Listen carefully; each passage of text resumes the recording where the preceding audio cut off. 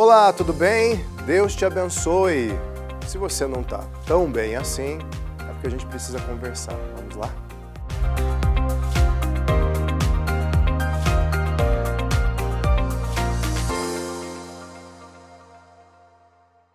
Jesus Cristo estava próximo de um episódio essencial para a obra que Deus desejava fazer na vida das pessoas, a obra da salvação.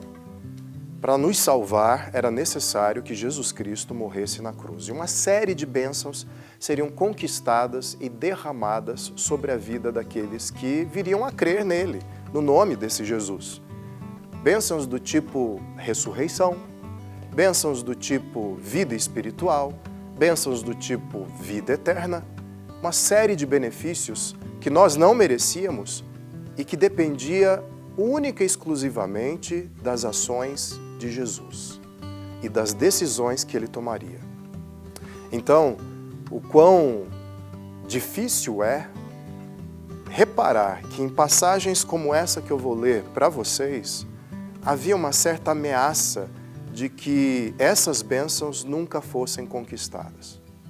Eu sei, se você é alguém, membro de uma igreja reformada já há muito tempo, você já vai sacar rapidamente aí de que tudo estava planejado desde a eternidade e a obra da salvação de Deus nunca esteve sob ameaça real. E eu vou concordar com você, obviamente eu vou concordar, mas tente ver por uma outra perspectiva essa passagem. Jesus está às vésperas da crucificação, no lugar chamado Jardim do Getsêmani, e ali ele está orando em grande aflição, porque ele iria passar por uma morte horrível e, de certa forma, abandonado. O próprio Pai viraria o seu rosto para simular ali o verdadeiro inferno sobre a vida de Jesus. O inferno que as pessoas mereciam recairia sobre Jesus. E aí, no meio daquela oração, em grande aflição, é dito assim em Mateus 26, versículo 39. Indo um pouco mais adiante, prostrou-se com o rosto em terra e Jesus orou. Meu Pai, se for possível, afasta de mim este cálice.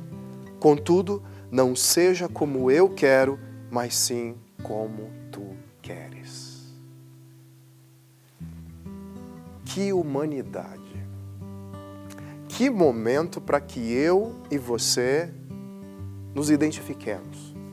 Que momento em que nós conseguimos nos identificar com Jesus, o Jesus homem, o Jesus que sabe o que é um coração acelerado, taquicardia, o Jesus que sabe o que é suar frio, o Jesus que sabe o que é dor, o que é sofrimento, o Jesus que sabe que se ele tomar uma determinada decisão e seguir adiante naquela decisão, muita angústia o espera.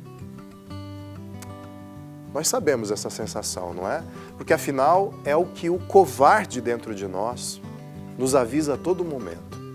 O covarde, como a gente conversou já aqui, é aquela parte dentro de nós que ama a nossa autopreservação mais do que qualquer outra coisa.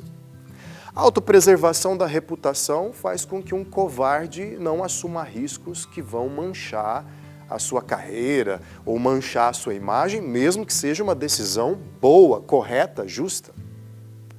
Aquele que tem a preservação da sua própria saúde e do seu próprio vigor, nunca vai gastar a sua saúde por amor a ninguém.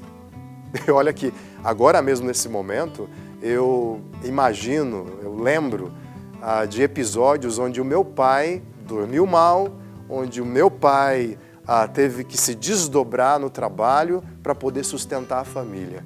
Imagina que alguém egoísta fosse fazer isso, faria.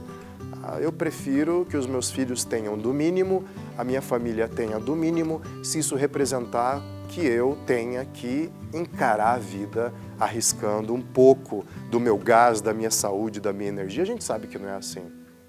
Se você ama alguém, você se arrisca um pouco, você vai adiante. Agora, o problema de ir adiante é que, muito provavelmente, a dor, o sofrimento, o desconforto te aguardam. mesmo se há a promessa de algo bom após eles. E o covarde dentro de nós sempre vai dizer assim, não vale a pena. Não vale a pena esse sofrimento. Não vale a pena esse desconforto. Não vale a pena essa dor. Se preserve. Deixa pra lá. Talvez aconteça outra coisa.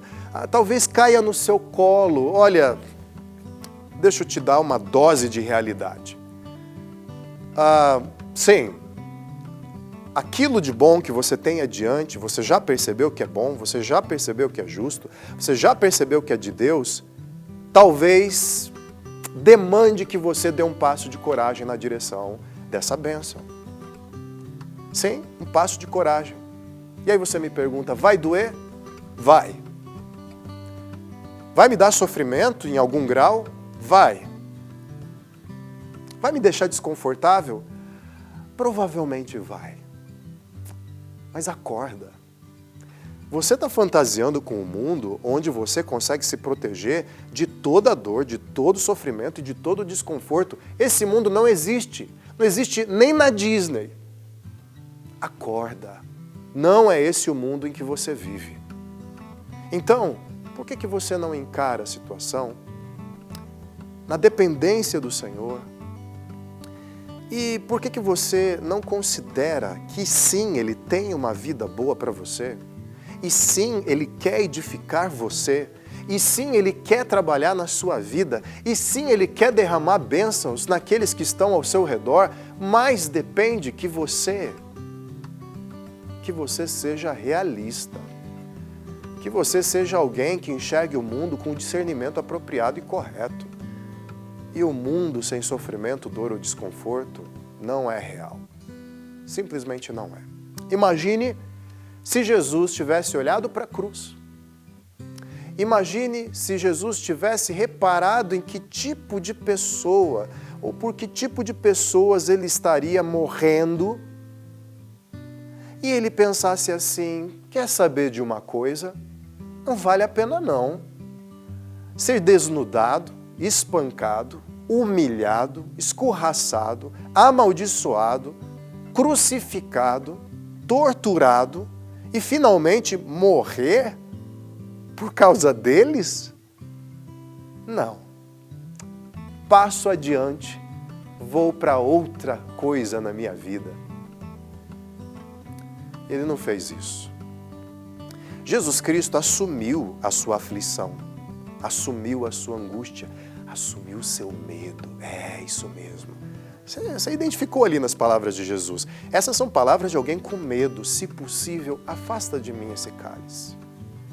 Essas são palavras que refletem tanto a criança que está no hospital, prestes a ser perfurada por uma agulha, enquanto um técnico de enfermagem procura recolher um pouco de sangue para um exame, e olha para o pai e o pai diz assim, meu filho, vai doer, mas é importante. E ali, naquela força daquele pai, naquele encorajamento, mas também com uma dose de realidade, vai doer um pouco. Aquela criança toma coragem e se deixa perfurar. Eu sou pai de 2, eu sei o que eu estou falando, e talvez você saiba também.